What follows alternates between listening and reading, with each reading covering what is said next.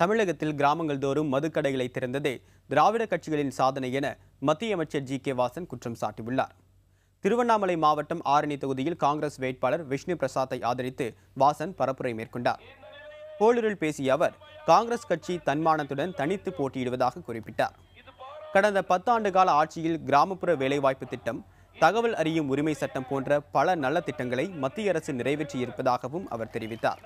ஆனால் மத்திய அரசின் திட்டங்களையும் சாதனைகளையும் மாநில ஆட்சியாளர்கள் மறைக்க நினைப்பதாக ஜி.கே. வாசன் குற்றம் சாட்டினார். தேர்தலுக்கு பிறகு எந்த கட்சியோடு கூட்டணி சேர்ந்து ஆட்சியிலே பங்கு போடலாம் என்று பகல் கனவு கண்டுக் கொண்டிருக்கின்றார். மூன்றாவது திராவிட முன்னேற்ற கழகத்தினுடைய அணி நேற்றைய தினம் வரை நம்மோடு பதவியிலே இருந்தவர்கள் இன்றைக்கு நம்மை பார்த்து மதவாதத்திற்கு முற்றுப்புள்ளி வைக்க வேண்டும் என்று பாடம் சொல்லிக் கொடுக்கின்றார்கள்.